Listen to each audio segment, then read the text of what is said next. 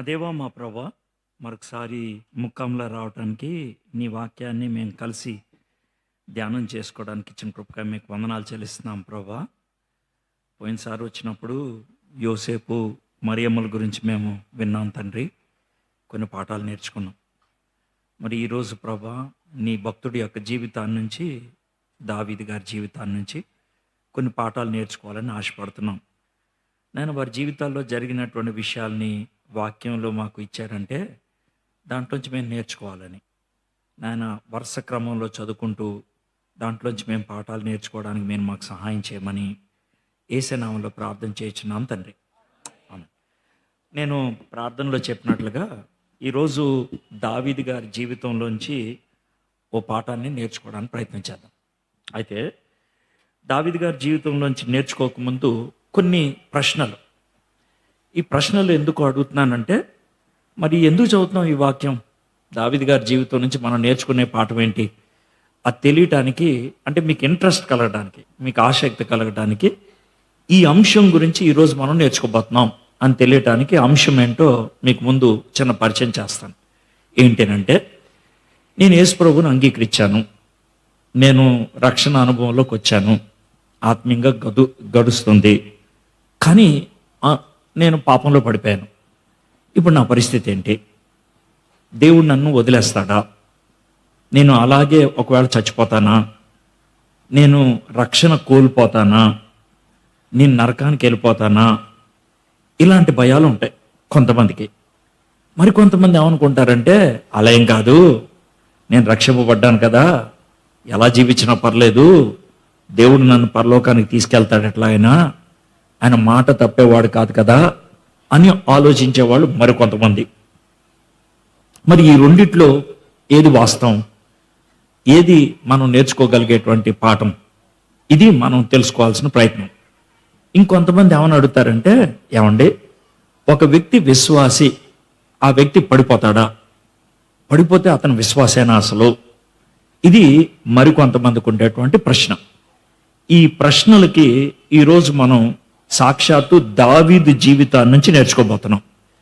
దావీదు జీవితాన్ని ఎందుకు తీసుకున్నాను అంటే, దేవుడు దావీదుకి ఇచ్చినటువంటి గొప్ప బిరుదు లేకపోతే గొప్ప ప్రశంస ఏంటనంటే, నా హృదయానుసారుడు, నేను చాలా ఇష్టపడేవాడు అని అన్నాడు. అలాంటి దావీదు జీవితంలో జరిగిన విషయాలు కనుక మనం చూస్తే మనకి చాలా పాఠాలు నేర్చుకోవడానికి అవకాశం ఉంటుంది. అర్థమైంది కదండి? అయితే నేను ముందు ఒక మాట చెప్పాలి. ఎవరైనా యేసు ప్రభుని సొంత రక్షకుడిగా అంగీకరిస్తే, ఖచ్చితంగా కొన్ని విషయాలు జరగాలి. జరగకపోతే వాళ్ళు యేసు ప్రభుని అంగీకరించినట్లు కాదు, వాళ్ళు రక్షింపబడిన వాళ్ళు కాదు. ఏంటి సార్ అని అంటే కనుక, నా ఆత్మ లేనివాడు నావాడు కాదు. అంటే ఏంటి? యేసు ప్రభుని సొంత రక్షకుడిగా అంగీకరించిన వారిలో ఎవరుంటారు? పరిశుద్ధాత్ముడు ఉంటాడు. నాలో పరిశుద్ధాత్ముడు లేడు అని అంటే వాడు విశ్వాసి కాదు. ఎందుకంటే బైబిల్ చాలా స్పష్టంగా చెప్తుంది, మారు మనసు పొందటానికి మనలోకి వచ్చి పనిచేసేవాడే పరిశుద్ధాత్ముడు. మనల్ని పాపం విషయం, నీతి విషయం, తీర్పు విషయం ఒప్పింపచేసేవాడు పరిశుద్ధాత్ముడు. కాబట్టి ఆ రోజు నుంచి పరిశుద్ధాత్ముడు మనలోనే ఉంటాడు, మనల్ని విడిచి వెళ్ళిపోడు.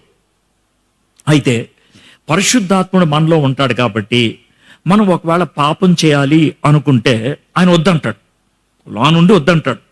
దాన్నే మనం పోరాటం అంటాం. పాపం చేయాలని మనకు అనిపిస్తుంది, చేయొద్దని పరిశుద్ధాత్ముడు అంటాడు. ఈ రెండిటికి మధ్యన జరిగేటువంటి పోరాటం హృదయంలో జరుగుద్ది.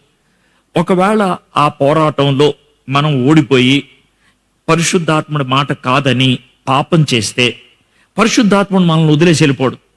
పరిశుద్ధాత్ముడు ఏడుస్తూ ఉంటాడు లోన. అందుకనే బైబిల్లో ఏమని ఉంటుంది అంటే, పరిశుద్ధాత్మని దుఃఖపరచొద్దు అని ఉంటుంది. ఎఫెసీయులకు రాసిన పత్రిక 4వ అధ్యాయంలో. ఎందుకు దుఃఖపరుస్తాం? ఆయనకి ఇష్టం లేని పని మనం చేసాం, ఆయన వద్దన్న పని మనం చేసాం, అంతేగాని ఆయన వెళ్ళిపోడు, ఆయన మనలోనే ఉంటాడు. కాబట్టి లోన ఆయన ఏడుస్తూ ఉన్నప్పుడు విశ్వాసి హ్యాపీగా ఉండలేడు. ఎలా ఉంటుందంటే, ఆయన విశ్వాసి జీవితం నీళ్ళల్లోంచి చేప బయటకు వస్తే ఏం చేస్తుంది? కొట్టుకుంటుంది. ఎలా కొట్టుకుంటుంది? మళ్ళీ నీళ్ళలోకి వెళ్ళేదాకా కొట్టుకుంటుంది. అదేవిధంగా పరిశుద్ధాత్మని దుఃఖపరిచినటువంటి విశ్వాసి ఆ విధంగా కొట్టుకుంటూ ఉంటాడు, ఉండలేడు, సంతోషంగా ఉండలేడు.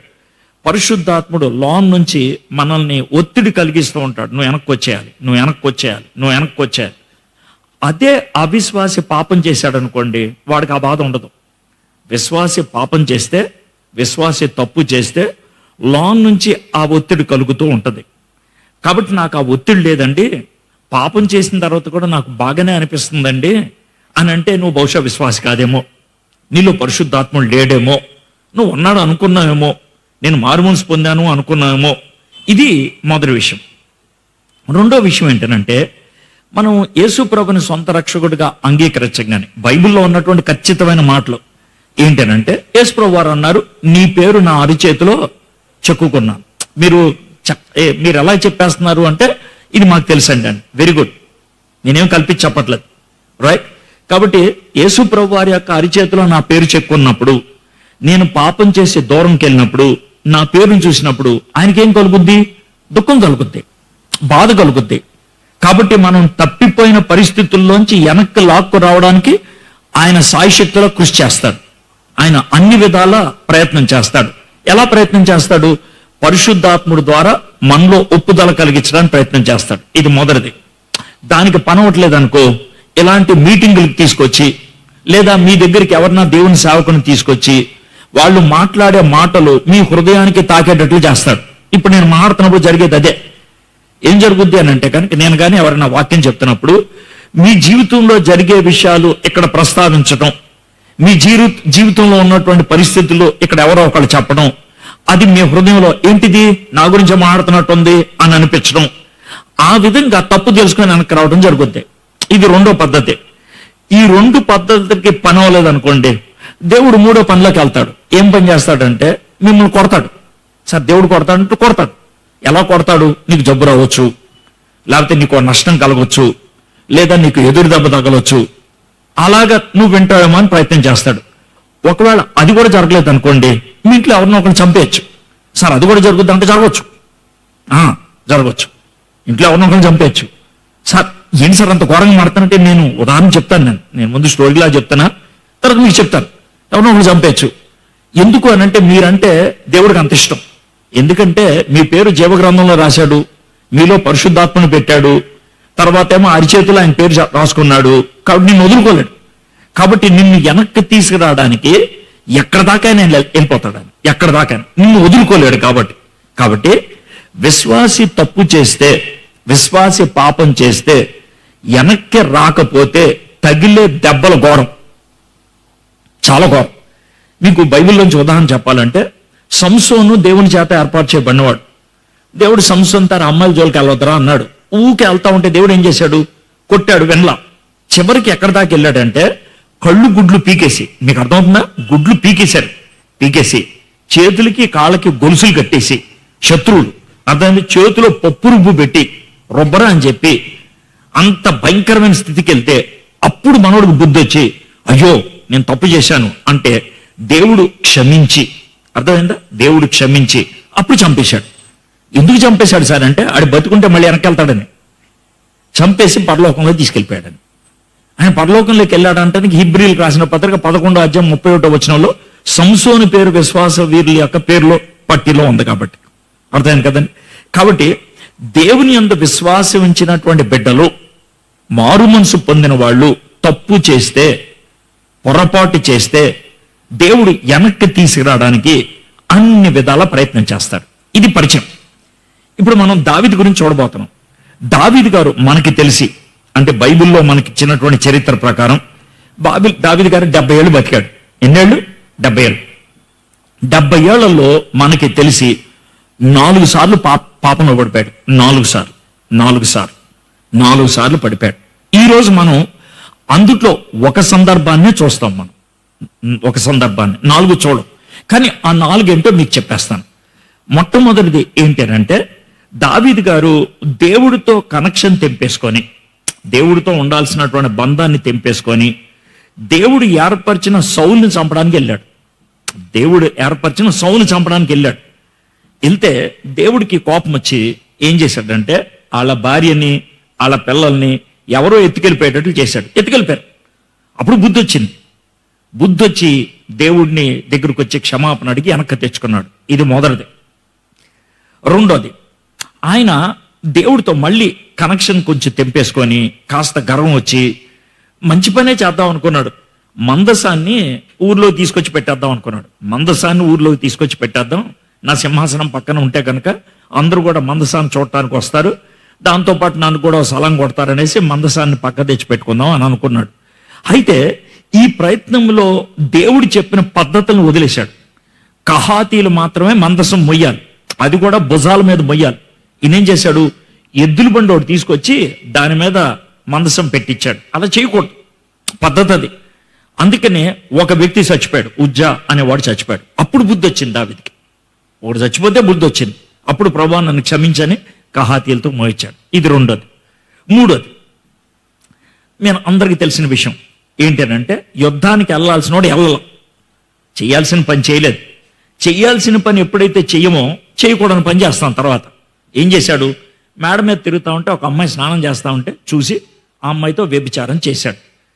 అయితే ఆ వ్యభిచారం చేసింది తప్పు అని తెలిసి దాన్ని కవరింగ్ చేసుకోవడానికి ఏం చేశాడంటే వాళ్ళ భర్తను చంపేసి ఆవిడ పెళ్లి చేసుకున్నాడు. అంతటితో అనుకున్నాడు ఎవరికి ఇంకా అనుమానం రాదు అనేసి. కానీ దేవుడు బుద్ధి వచ్చేటట్లు ఎలా చేశాడు అని అంటే, ముందు నాతాన్ అనే ప్రవక్తను పంపించాడు. అంతేకాకుండా ఆ వ్యభిచారం ద్వారా పుట్టిన కొడుకున్నాడే, ఆ కొడుకుని చంపేశాడు. అప్పుడు బాగా బుద్ధి వచ్చింది. అందుకే దేవుడు ఎవరినైనా చంపేయచ్చు అని కూడా అన్నాను. అర్థమైందా? దావీదు ఒకరిని చంపేశాడు, దేవుడు ఇంకొకరిని చంపేశాడు. సో మొదటిసారి ఎవరు చచ్చిపోవాలా, రెండోసారి ఒకడు చచ్చిపోయాడు, మూడోసారి ఇద్దరు చచ్చిపోయారు. ఇక నాలుగోది, ఈ నాలుగోది ఏంటంటే, దావీదు గారు చాలా పెద్దోడైపోయాడు, సింహాసనం మీద బాగా సెటిల్ అయిపోయాడు. తన సైనిక అధికారిని పిలిచి, అరే మనకున్నటువంటి రాజబలం, మనకున్నటువంటి యుద్ధ బలం ఏంటో నాకు కాగితం మీద రాసి అన్నాడు. సార్ అది ఎందుకు సార్ అన్నాడు. ఏం లేదు, అవన్నీ తెలిస్తే కనుక కొంచెం మనకు ధైర్యం ఉంటుందని అంటే, వద్దు సార్, మనకి ధైర్యం ఇచ్చే దేవుడు కదా, మనకు విజయాన్ని ఇచ్చే దేవుడు కదా అని అతను సలహా ఇచ్చాడు. ఇస్తే కూడా వినలా. పట్రాబాయ్ అన్నాడు. మొత్తం నువ్వు రాసుకొని వచ్చాడు. మనకి యుద్ధం చేసేవాళ్ళు ఎంతమంది, ఒంట్లు ఎన్ని, గాడిదలు ఎన్ని, అన్నీ తీసుకొచ్చాడు. అవన్నీ చూసి హృదయంలో గర్వించాడా, ఇంకా దావీదుకి ఎదురేంటి అని. దేవుడు వెంటనే ఒక తెగులు పంపించాడు, కరోనా లాంటిది పంపిస్తే ఒక్కరోజు 70,000 మంది చచ్చిపోయారు. ఎంతమంది? 70,000 మంది.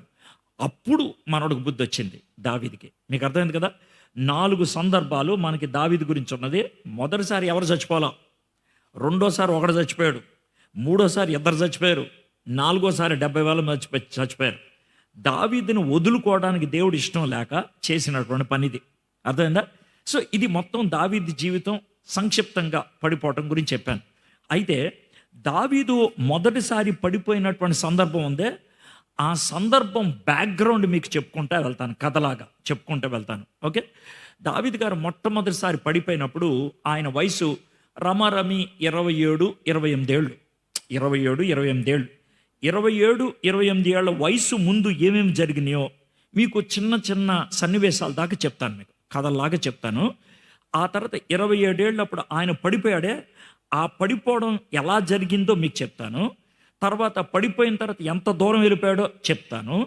తర్వాత వెనక్కి తీసుకురావడానికి దేవుడు ఏం చేశాడో కూడా మీకు చెప్తాను. ఇది మీకు కథలాగా చెప్పేది. ఓకే. నేను మొదటి సమయాల గ్రంథం 31 అధ్యాయాలు ఉంటుంది. ఈ 31 అధ్యాయాల్లో సుమారు 16 అధ్యాయం నుంచి 31 అధ్యాయం దాకా, 16 అధ్యాయం నుంచి 31 అధ్యాయం దాకా నేను స్టోరీ లాగా చెప్పుకుంటూ వెళ్ళిపోతాను. స్టోరీ లాగా అంటే జరగలేదని కాదు, కథలాగా మీకు చెప్పుకుంటూ వెళ్తాను. చరిత్రే కథలాగా మీకు చెప్పుకుంటూ వెళ్తాను. నాకు అర్థం కాదు అంటానికి ఏముండదు, సులభతరంగా మీకు అర్థమైపోతుంది. ఓకే. సరే, దావీదు యొక్క జీవితాన్ని మనం చిన్న చిన్న సన్నివేశాల్లో చూద్దాం. మొదటిది కథలాగా అంటే మీరు బైబిల్ మూసేయండి, నేను తీయమన్నప్పుడు తీద్దరు. ఓకే, వినండి, మీరు జాగ్రత్తగా మనసులోకి ఎక్కించుకోండి. ఇది ఇంపార్టెంట్. ఎందుకంటే ఒక వ్యక్తి యొక్క జీవితాన్ని పూర్తిగా మనం తెలుసుకుంటే ప్రతి సన్నివేశం మనకు బాగా అర్థమవుతుంది. అందుకని అనమాట. ఓకే. ఎలా అంటే, ఓ సీరియల్ ఉందనుకోండి, సీరియల్లో 5వ ఎపిసోడ్లో 15వ నిమిషంలో కూర్చోబెట్టి మీరు చూడమంటే చూడతారా? చూడరు, ఏమర్థం కాదు. మీరు చాలామంది బైబిల్ అలా చదువుతారు, ఉన్నట్టుండి ఇలా తీసి సార్ ఏం అర్థం కావట్లేదంటే ఎలా అర్థం అవుతుంది? కాబట్టి కొంచెం ఓ పద్ధతిలో చదువుకుంటూ వెళ్తే కనుక బాగవుతుంది అన్నమాట. అందుకనే మీకు దాన్ని అంతా చెప్పు. సరే, దావీదు గారు చివరి కొడుకు, వాళ్ళ నాన్నగారికి యెషయా అనేటువంటి ఆయనకి చివరి కొడుకు. ఆయన గొర్రెలు కాసుకునేవాడు. గొర్రెలు కాసుకునేటువంటి తన వయసులో 10 ఏళ్ళప్పుడు జరిగిన సన్నివేశం. 10 ఏళ్ళప్పుడు జరిగిన సన్నివేశం ఏంటనంటే, ఆయన గొర్రెలు కాసుకుంటూ ఉంటే అడవి మృగాలు వచ్చాయి. అడవి మృగాలు అంటే సింహం లాంటివి వచ్చాయి. 10 ఏళ్ల కుర్రోడు సింహం లాంటిది వస్తే గొర్రెలు కాసుకుంటున్నప్పుడు ఏం చేస్తాడు? రక్షించండి రక్షించండి అని అరుస్తాడు, భయపడి పారిపోతాడు. అయితే ఈయన అలాంటి ఏం చేయలేదు. ఏం చేశాడంటే, చేతిలో ఏమీ లేకపోయినా ఆ జంతువులు నోరు ఇలా పట్టుకొని చీల్చి 2 ముక్కలు చేసి పడేశాడు. అయితే అలాంటి పని చేసినప్పుడు మన ఇంట్లో వాళ్ళు చిన్నపిల్లలు ఉంటారు కదా, మీ ఇంట్లో ఎవరన్నా చిన్నపిల్లలు ఉంటే చిన్నపిల్లలు చేసి చిన్న చిన్న పనులు ఎలా అంటే, ఇక్కడ చెత్త కాగితం ఉంది, ఇక్కడ ఉంది చెత్త కాగితం, అటు చూశాడు. ఆ చెత్త కాగితం తీసుకొని వెళ్ళి డస్ట్బిన్లో పడేశాడు అనుకోండి, ఆడేం కోరుకుంటాడు? అలా తీసుకెళ్ళి డస్ట్బిన్లో పడంగానే ఏం కోరుకుంటాడు? గుడ్ జాబ్ అని మనం అలా అంటే హ్యాపీ ఫీల్ అవుతాడు. ఒకవేళ ఆడిని పట్టించుకోలేదనుకో, వాడు మనంక చూస్తాడు. మనం పట్టించుకోవట్లేదంటే వాడు ఎక్కడ దాకా వెళ్తాడంటే ఆ డస్ట్బిన్లో చెత్తకాయతాలను తీసుకొచ్చి ఇక్కడ పడేసినా పడేస్తాడు. ఎందుకు అనంటే, చిన్నపిల్లలకి ఉండే తత్వం ఏంటంటే, ఏ మంచి పని చేసినా వాళ్ళని ఏం చేయాలి? అభినందించాలి. అభినందించాలి.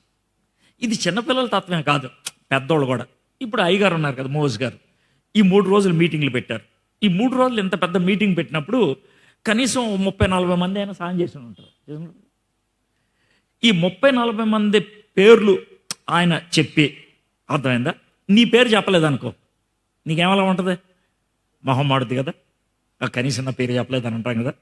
అభినందన అనేది మనందరి జీవితంలో కోరుకునేది, గుర్తింపు అనేది మనందరం కోరుకునేది. ఇది మనం చేసేటువంటి పని.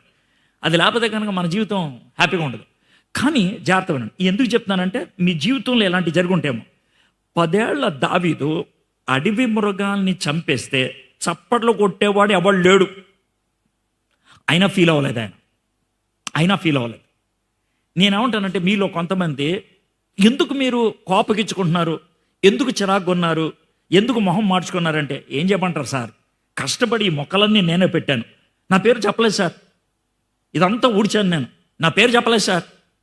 నేను వంకాయలన్నీ కోసాను, నా పేరు చెప్పలేదు సార్. నేను చిక్కుడుకాయ కూరంతా వండాను, నా పేరు చెప్పలేదు సార్.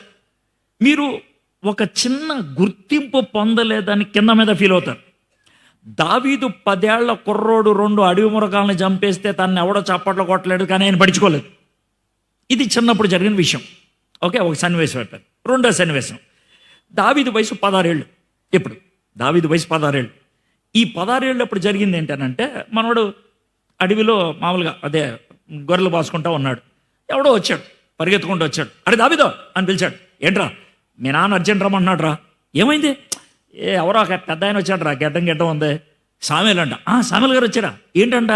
ఏమరా, మీ అన్నల్ని బయటికి పిలిచి అందరి నెత్తి మీద చెయ్యేసి ప్రార్థన చేస్తున్నాడు రా, నిన్ను అర్జెంట్ రమ్మన్నాడు. ఏమైందిరా, నా ప్రాబ్లమా? అయ్యి ప్రాబ్లం ఏం లేదురా, ఇంకో త్వరగా వచ్చాయి అని అంటే, రే నా గొర్రెలు చూడండిరా అని పక్కనోడు చెప్పి మనోడు ఇంటికి వచ్చాడు. ఇంటి దగ్గరికి అలా దగ్గరకు వచ్చాడో లేదో, ఈ సామేల్ గారు ఉన్నారే పెద్ద ఆయన దావీదు గారి నెత్తి మీద నూనె పోసేసి గబగబా ప్రార్థన చేయడం మొదలు పెట్టాడు. ప్రార్థన చేస్తున్నాడు కదా అని ఈయన సైలెంట్గా ఉన్నాడు. ప్రార్థన అయిపోయిన తర్వాత, అయ్యగారు ఏంటి సార్ ఈ ప్రార్థన, ఏంటి సార్ ఈ ప్రార్థన, నేనేంటి సార్ కాబోయే రాజుని అవటం ఏంటి సార్, ఏంటి సార్ ఇదంతా అంటే, కాదయ్యా దేవుడు నిన్ను అభిషేకించమన్నాడే అంటే. సార్ ఓ చిన్న మాట, దేవుడు దావీదును అభిషేకించు అని నీకు చెప్పాడా? దావీదు తర్వాత కాబోయే రాజు అని దేవుడు నీతో చెప్పాడా అంటే సామేలు సైలెంట్ అయిపోయాడు. అంటే ఏంటి సార్ చెప్పండి సార్ అంటే, అలా చెప్పలేదనుకో, మరి చెప్పనప్పుడు నేను అని మీకు ఎలా తెలుసు, నేనని మీకు ఎలా తెలుసు? అది కాదయ్యా, దేవుడు చెప్పిన మాట నేను చెప్తాను. ఆ జెస్సీ ఇంటికెళ్ళు, యెషయి ఇంటికెళ్ళు, వాళ్ళ కొడుకుల్లో ఒక కొడుకుని నేను రాజుగా ఏర్పరుస్తాను అన్నాడు కదా. మరి నేను అని నీకు ఎవడు చెప్పాడు? నేను అని నీకు ఎవడు చెప్పాడు? నాకు ఎలాగో తెలిసిందిలే, నీకెందుకు, నా మీద నీకు నమ్మకం లేదు. మీ మీద నాకు నమ్మకం ఉందండి, నేను కాదనట్లా, మీ మీద నాకు నమ్మకం ఉంది. కానీ నాకు భరోసా ఉండాలి కదా, దేవుడే నన్ను ఏర్పరచుకున్నాడని. ఇదేదో నాకు చెప్పచ్చు కదంటే, అదంత బాగోదయ్యా, నాకు కావాలి. దావీదు చిన్నోడు, నువ్వు నా మాటను. సార్ మీరేమనుకోవద్దు, నాకు ఈ విషయాన్ని మీరు దీన్ని స్పష్టంగా చెప్పాలి. చెప్తానయ్యా, కోపగించుకోవద్దు, చెప్తాను. మీ నాన్నగారి దగ్గరికి వచ్చి దేవుడు చెప్పిన మాట చెప్పాను. అయ్యా మీ కొడుకుల్లో ఒక కొడుకుని దేవుడు రాజుగా అభిషేకిస్తాడంట అని అంటే, మీ నాన్నగారు వరుసగా కొడుకులను అందరినీ పెట్టారు. నేను అందరి మీద చెయ్యేసి దేవుడిని అడిగాను. దేవుడు ఈడు కాదు అన్నారు. నాకు టెన్షన్ వచ్చేసింది. కొడుకులు అందరూ అయిపోయారు. దేవుడేమో వీళ్ళు కాదని అన్నాడు. దేవుడు ఎప్పుడు పొరపాటు చేయడు. అందుకని మళ్ళీ నాన్నగారి దగ్గరికి వచ్చి, ఏమండి ఈ కొడుకులందరినీ కాదంటున్నాడు అని అంటే, సార్ ఇదే సార్ నా కొడుకులు అని అన్నాడు. కాదు సార్, మీరు కోపం తెచ్చుకోవద్దు, ఇంకెవరిని ఉన్నారో కొడుకులు అని అంటే, ఓడున్నాళ్ళే ఆ పనికి మళ్ళాడు గొర్రెలు కాసుకునేవాడు. మీరు ఇప్పుడు ఒకసారి ఆలోచించండి, మీరే దావీదు అనుకోండి, మీ నాన్నగారే ఓ పనికి మాలినోడు పనికి మాలిందని మీరు తిట్టారనుకోండి, మిమ్మల్ని అసలు లెక్కలో పెట్టుకోలేదనుకోండి, మిమ్మల్ని అసలు మర్చిపోయారనుకోండి, మీకు ఎలా ఉంటుంది? నాన్న, అమ్మ నువ్వు నన్ను మర్చిపోవటం ఏంటి నాన్న? అమ్మ నువ్వు నన్ను మర్చిపోవటం ఏంటి? నన్ను లెక్కలోకి తీసుకోపోవటం ఏంటి అని మీరు అంటారు లేదా? దావీదుని వాళ్ళ సొంత నాన్న లెక్కలో తీసుకోవాలా, కానీ దావీదు దానికి ఫీల్ అవ్వాల, బాధపడుతూ ఉంటాడు. నేను ఎందుకంటున్నానంటే, ఇక్కడ కూర్చున్న మీలో కొంతమంది, సార్ మా సొంత అమ్మ అంటంటే విన్నాను సార్, నువ్వు చచ్చిపోతే బాగుండే అని అన్నారు సార్. అరే నువ్వు నా చెడపుట్టేవరా నా కడుపున అని అన్నారు సార్. ఎవరో పరాయోళ్ళు తిడితే పర్లేదు సార్, సొంత తల్లి, సొంత తండ్రి, సొంత తోబుట్టువులు అలాంటి మాటలంటే అది కడుపులో ఉంటే సార్, అవి బయటికి రావు. మిమ్మల్ని కాదన్న వాళ్ళు మీ ఇంట్లో వాళ్ళు ఉండుంటారు. దావీదుది అలాంటి బ్యాక్గ్రౌండ్ మీకు చెప్తున్నాను. ఇది రెండో సన్నివేశం. సరే, దావీదుకి 17 ఏళ్ళు వచ్చాయి. 10 ఏళ్ళు ఎప్పుడు చెప్పా, 16 ఏళ్ళు ఇప్పుడు చెప్పా, 17 ఏళ్ళు వచ్చాయి. వాళ్ళ నాన్నగారు పిలిచి, అమ్మ పిలిచి, అరే అన్నోళ్ళు యుద్ధానికి వెళ్ళారు, ఓ పంచే యుద్ధంకి వెళ్ళి చాలా రోజులు అయిపోయింది, కొంచెం భోజనం అయి కట్టింది మమ్మీ, వెళ్ళి చూసి యోగక్షేమాలు కనుక్కొని రా అని అన్నారు. మరో టిఫిన్లు పట్టుకొని వెళ్ళాడు. ఎక్కడికి వెళ్ళాడు? యుద్ధ భూమి పక్కన ఉండదు, అర్థమైందా? ముక్కామల నుంచి తణుకెళ్ళినట్లు కాదు, అంత దగ్గర ఆవిడ యుద్ధం చేయడు, దూరం వెళ్ళాలి. ఒక రోజు ప్రయాణం, 2 రోజుల ప్రయాణం నడుచుకుంటూ వెళ్ళాడు. మొత్తానికి వెళ్ళి సామాన్లు అంతా పట్టుకొని వెళ్ళాడు. అన్నోళ్ళు ముగ్గురు చూశారు. రెండోది ఏంటంటే, యుద్ధ భూమిలో ఎవడైనా చంపేయచ్చు, అర్థమైందా? ఎవడైనా చంపేయచ్చు. కాబట్టి అలాంటి భయానకమైన ప్రదేశానికి, అంటే ఏమాత్రం భద్రత లేని ప్రదేశానికి ఫుడ్ పట్టుకొని వెళ్ళాడు. ఈయన పట్టుకొని వెళ్తే వాళ్ళ అన్నోళ్ళు చూసి, అరే ఫుడ్ తెచ్చావా, అమ్మ ఎలా ఉంది, నాన్న ఎలా ఉన్నారు, ఇది కదా అడగాల్సింది. రేపు పనికి మొన్నడం ఎందుకు వచ్చావురా, ఆ గొర్రెలు ఎవరికి ఇచ్చి వచ్చావు, గొర్రెలు వదిలేసామని ఎవడన్నాడు రా, పనికి మొన్నడం యుద్ధానికి వచ్చావా? ఎలా ఉంటుంది చూడండి. 17 ఏళ్ళప్పుడు కష్టపడి దావీదు అంత దూరం నడుచుకొని ఫుడ్ తీసుకెళ్ళి అన్నోళ్ళకి ఇస్తే, అన్నోళ్ళు తిట్టేస్తే ఎలా ఉంటుంది చూడండి. మన ఇళ్లలో కూడా తోబుట్టువుల మధ్యన ఫైటింగ్స్ ఉంటాయి. ప్రపంచంలో ఎవరితో అయినా కూడా సరదాగా మాట్లాడతాం, ప్రపంచంలో ఎవరి దగ్గరైనా మన విషయాలు చెప్పుకుంటాం. మన సొంత అన్న, సొంత అక్క, సొంత చెల్లి, సొంత తమ్ముడు, వాళ్ళతో మనం సరిగ్గా మాట్లాడలేం, వాళ్ళతో మనకి సంబంధాలు సరిగ్గా ఉండవు, ముఖం చూసుకోలేం. ఎంత దరిద్రం అంటే, తమ్ముడితో మాట్లాడించడానికి ఎవడో పక్కంటోడు వస్తాడు, చెల్లితో మాట్లాడటానికి ఎవరో పాస్టర్ గారు వచ్చి మధ్యవర్తిత్వం చేస్తారు. వైరం కుటుంబాలలో ఉన్నది. దావీదు అలాంటి వైరాల మధ్యన జీవించాడు. ఆయన సొంత అన్నలు చీకొట్టారు, ఆయన చిన్నప్పుడు అభినందించలేదు, ఇంకొంచెం పెద్ద అయిన తర్వాత నాన్న గుర్తించలేదు, ఆ తర్వాత సొంత తోబుట్టులు తనని చేదరించుకున్నారు. సరే, ఆ తర్వాత దావీదు గారు స్టోరీ మొత్తంలాగా చెప్పేస్తున్నాను అంతే, చిన్న ముక్కలు. మీకు తెలిసిన విషయంగా దావీదు గారు గొలియాతుని చంపేశాడు, తెలిసిందే కదా మీకు. గొలియాతుని చంపేసిన తర్వాత బయట అందరూ కూడా జేజాలు జెండాలు వేసుకొని అరుస్తున్నారు. సౌలు గారు, రాజుగారు కిటికీలో చూడటం మొదలుపెట్టారు. సౌలు గారు 1000 మందిని చంపారు. వెరీ గుడ్ అనుకున్నాడు సౌలు. దాని తర్వాత దావీదు గారు 10,000 మంది. నాకు 1000, ఆడికి 10,000, ఆడేవాడు బచ్చగాడు, వాడేవాడు నాకే విధంగా అంటాం. సౌలుకి దావీదు మీద ఏమొచ్చింది? కుళ్ళు, కచ్చి. అంతేకాదు, ఇంకొంచెం ఆలోచిస్తే భయం. ఎందుకంటే దావీదు కనుక ఒకవేళ రాజు అయితే నా కొడుకు ఏమవుతాడు? నా కొడుకు యోనాతాన్ ఏమైపోతాడు? అనామకుడైపోతాడు. ఎలాగ నేను వదిలేయడానికి వీలేదని జాగ్రత్త అన్నాడు. దావీదుకి 17 ఏళ్ల నుంచి ఒకే ఒక పనిలో ఉన్నాడు సౌలు. ఏంటి ఆ పని అంటే, దావీదుని చంపేయాలి. ఇప్పుడు చూడండి, చిన్నప్పుడు ఆయన్ని గుర్తించడానికి ఎవరు లేరు. తండ్రి గుర్తించలేదు, అన్నోళ్ళు చీకొట్టారు, రాజు చంపడానికి ప్రయత్నం చేస్తున్నాడు. ఇక దావీదు పరిస్థితి ఏంటండి? దావీదు పరిస్థితి ఏంటి? ఒకవేళ దావీదు లాంటి స్థితిలో నేనుంటే నేను ఏమని ప్రార్థన చేసి ఉండేవాడిని అంటే, ప్రభా నేను ఇంత పరిచయం చేస్తున్నాను, నాకు చప్పట్లు కొట్టేవాడు ఎవడు లేడు, నాన్న నన్ను గుర్తించట్లేదు, తోబుట్టులు నన్ను చీకొట్టారు, నేను ఏ ప్రభుత్వం దగ్గర ఉన్నానో ఆ ప్రభుత్వం నన్ను చంపేయాలని చూస్తుంది, ఎందుకు ప్రభా ఈ జీవితం, ఎందుకు ప్రభా ఈ జీవితం అనుండేవాడినేమో. కానీ దావీదు అలా అనలేదు. దావీదు 17వ ఏట నుంచి 27వ ఏట వరకు 10 ఏళ్ళు సౌలు అతన్ని వెంటాడుతున్నా, సౌలు తనను చంపడానికి ప్రయత్నం చేస్తున్నా తప్పించుకుంటూ తిరిగాడే కానీ సౌలు మీద ఆయన ఏమాత్రం కూడా నెగిటివ్గా చెడ్డగా మాట్లాడేది. ఓ 2 సందర్భాలు మీకు చెప్తాను, 2 సందర్భాలు. ఓకే, ఇప్పుడు బైబిల్ తీయండి. సమూయేలు గ్రంథం, మొదటి గ్రంథం 24వ అధ్యాయం. మొదటి సమూయేలు 24వ అధ్యాయం. దావీదుకి 24 ఏళ్ళు వచ్చాయి. అంటే సౌలు గారు చంపటం మొదలుపెట్టి 7 ఏళ్ళు అయింది. 7 ఏళ్ళు అయింది. ఏం జరిగిందో చూద్దాం. 24వ అధ్యాయం మొదటి వచనం. సౌలు ఫిలిస్తీయులను తరుముట మాని తిరిగి రాగా దావీదు ఎన్గెది అరణ్యమందున్నాడని అతనికి వర్తమానం వచ్చెను. ఇప్పుడు సౌలు గారు యుద్ధం చేసి వచ్చారు, యుద్ధంలో ఫిలిస్తీన్ల మీద గెలిచారు, తరుముట మాని తిరిగి వచ్చి ఇప్పుడు దావీదు కోసం వెతుకలాడుతున్నాడు.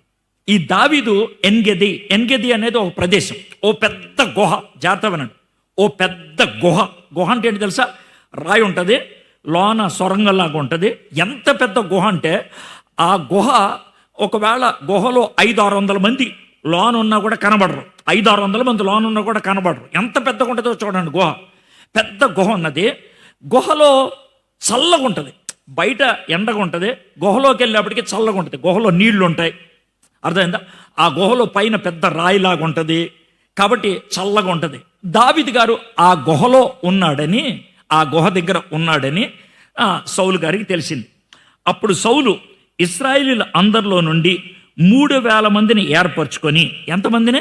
3000 మంది స్పెషల్ పీపుల్. సౌలుకున్నటువంటి కోరిక ఒకటే, ఒక్కని చంపాలి. ఎవడాడు? దావీదు. దానికోసం ఎంతమందిని తీసుకెళ్తున్నాడు? 3000 మందిని. మీకు అర్థమవుతుందండి?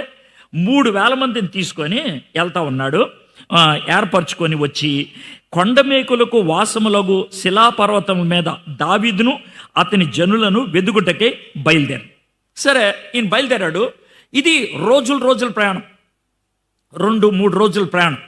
ఇప్పుడు ఈ తర్వాత జరిగింది నేను చదవట్లేదు, మీరు ఇంటికి వెళ్ళిన తర్వాత చదువుకోండి. కానీ జరిగిన విషయం ఏంటి చెప్తాను, అక్కడక్కడ చదువుతాను అనుకోండి. జరిగిన విషయం అని చెప్తాను. ఏం జరిగిందంటే, ఇప్పుడు రాజుగారు ఒక గుర్రం మీదో లేకపోతే ఒక గాడిద మీదో ఆయన ప్రయాణం చేస్తూ ఉంటారు. పైన ఆయనకి గొడుగులాగా ఉంటుంది, ఎండ తగలకుండా. చుట్టూ 3000 మంది సైనికులు ఉన్నారు. వీళ్ళంతా ప్రయాణం చేస్తూ ఉన్నారు. అంతలోకి ఒక చోటుకు వచ్చేప్పటికి సౌలు గారు ఏమన్నారంటే, ఆయన నాకు కడుపు తిప్పుతుందా అన్నాడు.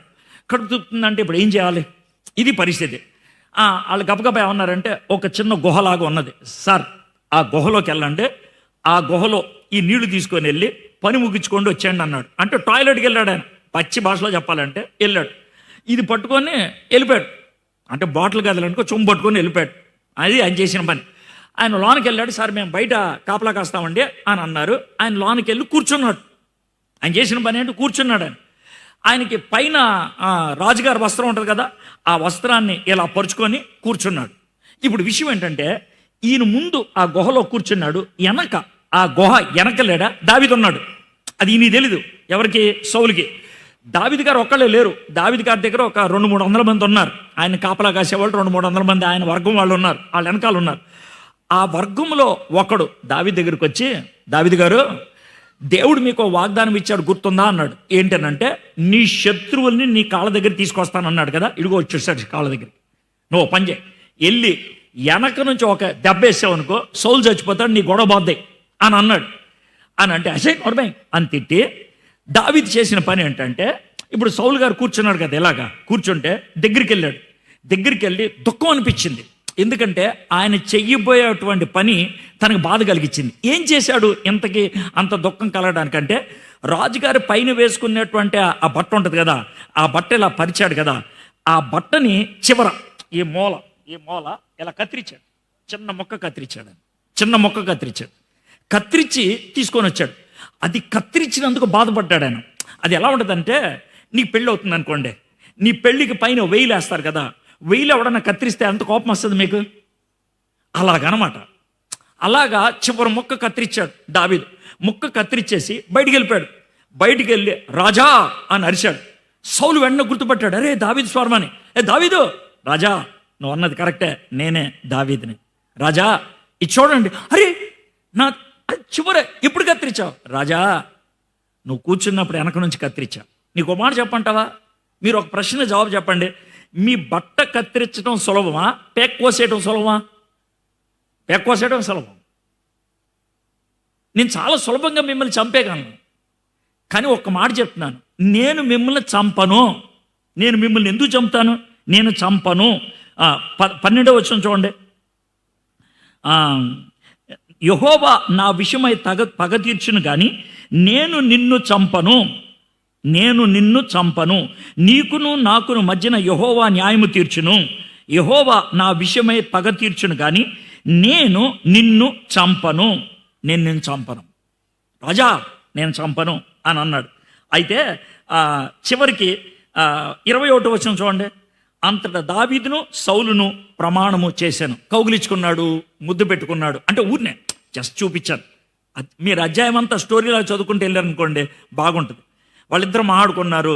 సర్లే దావీదు, సర్లే సారీ అని చెప్పేసి ఇద్దరు కౌగిలిచ్చేసుకొని మన ఇద్దరి మధ్య ఇంకో గొడవ ఏం లేదు అని అన్నారు. దావీదు వెళ్ళిపోయాడు. అర్థమైంది కదండి, వెళ్ళిపోయాడు. ఇప్పుడు ఓ 2 సంవత్సరాలు అయింది. 26వ అధ్యాయంకి రండి. 26వ అధ్యాయం మళ్ళీ చదువుతున్నాను చూడండి. అంతటా జిఫీలు గిబియాలోను సౌలు నద్దకు వచ్చి దావీదు యెషుమోను ఎదుట హకీలా మాన్యంలో దాగి ఉన్నాడని తెలియజేయగా సౌలు లేచి ఇశ్రాయేలులో ఏర్పరచబడిన 3,000 మందిని తీసుకొని జీపు అరణ్యంలో దావీదును వెదుగుటకు జీపు అరణ్యమునకు పోయింది. ఈ అధ్యాయం అంతా మీరు చదివితే జరిగిన విషయం అంటే తెలుసుద్ది. విషయం అంటే మీకు చెప్తాను. ఒక కొండ ఉంది. ఆ కొండ వెనకాల దావీదు తందే ఉండేటువంటి 300 మంది అంతమంది ఉన్నారు. సౌలు వెతుక్కుంటూ వస్తున్నాడని దావీదుకి ఎలాగో తెలిస్తే ఒక ఇద్దరిని పంపించాడు. అరే సౌలు ఎక్కడున్నాడో చూడండిరా అని. ఇది కొండ అనుకోండి, సౌలు ఇక్కడున్నాడు, దావీదు అవతల ఉన్నాడు. ఇలా చుట్టూ తిరిగి వచ్చి సార్ సౌలు కొండ అవతల ఉన్నాడండి అని అన్నారు. అంటే దావీదు ఏమంటాడంటే, నేను సౌల్ని కలవడానికి వెళ్తాను, ఎవరన్నా నాతో వస్తారా అంటే ఒక ఆయన అంటాడు, సార్ నేను వస్తాను సార్ అంటాడు. సరే పదా అని ఇద్దరు వెళ్తారు. వాళ్ళు అక్కడికి వెళ్ళిపోయేటప్పటికి జాగ్రత్త చూడండి, చీకటైపోయింది. చీకటి, లైట్లే ఉండవు, అరణ్యం. ఎవడైనా చేసే పని ఏంటి? పడుకొని నిద్రపోతారు. ఎలా పడుకున్నారంటే జాగ్రత్త చూడండి. సౌలు పడుకున్నాడు. సౌలు చుట్టూ ఒక 1/2 మంది, ఆ 1/2 చుట్టూ ఓ 10 మంది, ఆ 10 చుట్టూ ఓ 15 మంది, ఆ 15 చుట్టూ 20 మంది, గుండ్రాలుగా 3,000 మంది పడుకున్నారు. సౌలు ఎక్కడున్నాడు? సెంటర్లో ఉన్నాడు, మధ్యలో ఉన్నాడు. చుట్టూ 3,000 మంది ఉన్నారు. ఎవరైనా సౌలు దగ్గరికి వెళ్ళాలంటే ఏం చేయాలి? వీళ్ళందరూ దాటుకొని వెళ్ళాలి. ఆ విధంగా భద్రత అనమాట. సౌలు ఆ విధంగా మధ్యలో పడుకొని ఉంటే దావీదు చూశాడు. దావీదు చూసి ఏం చేశాడంటే నెమ్మదిగా ఒక్కొక్కళ్ళని దాటుకుంటూ వెళ్ళిపోయాడు. దాటుకుంటూ వెళ్ళిపోయినప్పుడు ఎవరు లేవలేదంట. ఎందుకు ఎవరు లేవలేదని అంటే 12వ వచనం చూడండి. 26వ అధ్యాయం 12వ వచనం. సౌలు తలగడ దగ్గర నున్న ఈటను నీళ్ల బుడ్డను తీసుకొని వారిద్దరూ వెళ్ళిపోయి యెహోవా చేత వారికి అందరికీ గాఢ నిద్ర కలగగా వారిలో ఎవడను, అంటే నిద్ర ఎవరు కలిగించారు? ఇప్పుడు మీకు అర్థమైంది కదండి, దేవుడి నిద్ర కలిగించాడు.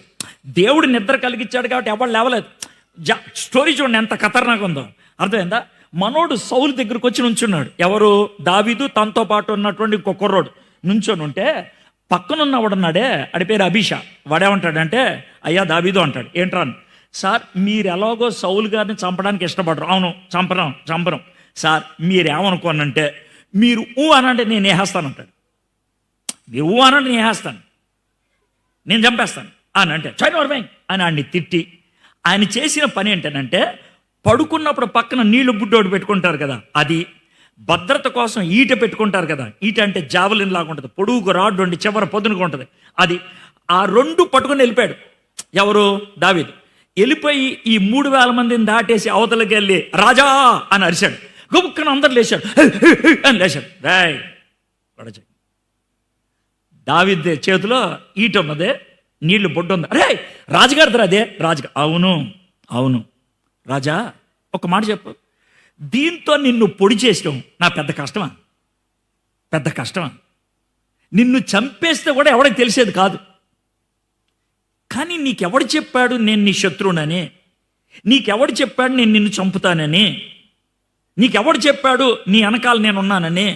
లేను రాజా, లేను, నీకు దండం పెడతానని అర్థం చేసుకో అని చెప్తే, మళ్ళీ రాజుగారు అయ్యా సారీ సారీ సారీ అని దావీదు దీవించేసి 23 వచనం చూడండి, 26వ అధ్యాయం. యెహోవా ఈ దినమున నిన్ను నాకు అప్పగించినని నేను యెహోవా చేత అభిషేకం నొందిన వానిని చంపనొల్లకపోయినందున ఆయన నా నీతిని నా విశ్వాస్యతను చూచి నాకు ప్రతిఫలము చేయుచేను. నాకు దొరికావు, నేను చంపేయచ్చు, కానీ నేను చంపలేదు. దావీదు ఆ విధంగా దీవెన మాట్లాడి వెళ్ళిపోయాడు. ఇక్కడ జాగ్రత్త వినండి. సమూయేలు గ్రంథం 16వ అధ్యాయం నుంచి 26వ అధ్యాయం దాకా మొత్తం 11 అధ్యాయాలు. ఈ 11 అధ్యాయాల్లో దావీదు గారి స్టోరీ అంతా ఉంది, దావీదు గారి చరిత్ర అంతా ఉంది. ఓకే, అదంతా విన్నప్పుడు 26వ అధ్యాయం చివరికి వచ్చిన తర్వాత ఎవరైనా చెప్పేటువంటి మాట ఏంటి తెలుసా? 26 ఏళ్ళు లేకపోతే 27 ఏళ్ల దావీదు బంగారం. చిన్నప్పుడు ఆయన ఎవరిని మెచ్చుకోలేదు, ఆయన్ని ఎవరు మెచ్చుకోలేదు, పట్టించుకోలేదు.